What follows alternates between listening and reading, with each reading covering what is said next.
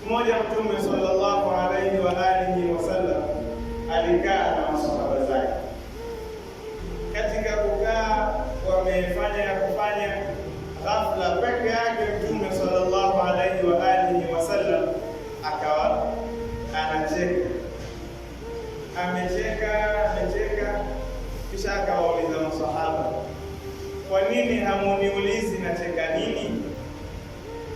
Basi pale masahaba wakamwambia, adhaka Allahu sinnaka ya Rasulullah mimma tadhak, Allah amefanya umecheka, sasa je, unacheka nini?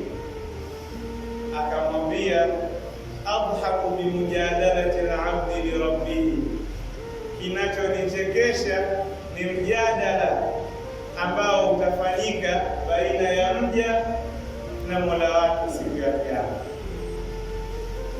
Kutakuwa na mashindano baina ya mja na Allah, wanataka washindane kesho siku ya Kiyama. Mja atamwambia Allah subhanahu wa ta'ala, awalaisa qad wa'adtani alla tadhlimani, sio wewe uliahidi leo hakuna dhulma, hadhulumiwi mtu? Allah atamwambia naam, huwa kadhalika, ndio hivyo hasa, hakuna dhulma hapa. Basi yule mja tena akamwambia Allah, ana la aqbalu alayya shahidun illa min nafsi, mimi leo sitokubali shahidi kwa yale mambo yaliyofanyika duniani isipokuwa atokane na mimi mwenyewe, kwa sababu ile dhulma tu isipatikane. Basi Allah subhanahu wa ta'ala atamuuliza yule mja, awa ma kafa bi shahida wa bi malaikati kiram, je, mimi sitoshi kuwa ni shahidi wako na malaika wako waliokiandika amali duniani hawatoshi kuwa na wao washashuhudia wewe umefanya nini?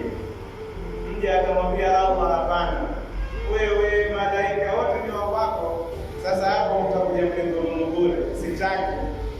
Allah atasema si tatizo, fayuhtamu ala afwahihim wa tatakallamu arkanuhum, hapo sasa midomo itafungwa, itakuwa hapana tena kuzungumza. Sasa baada ya hapo viungo ndio vitakuwa vyao, vitatoa ushahidi.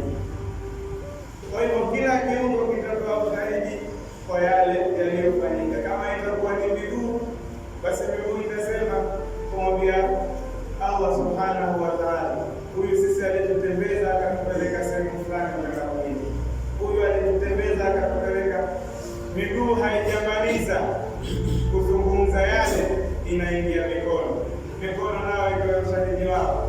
Mara sisi alichukua hiki cha mtu si chake, alifanya hivi, mara yaje masikio, yaje macho, yaje, basi tena pale ushahidi ushapatikana kutoka yeye mwenyewe.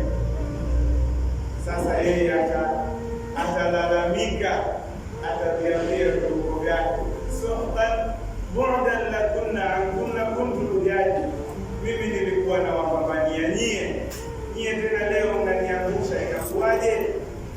Lakini Allah ashatuambia katika Qur'an kuwa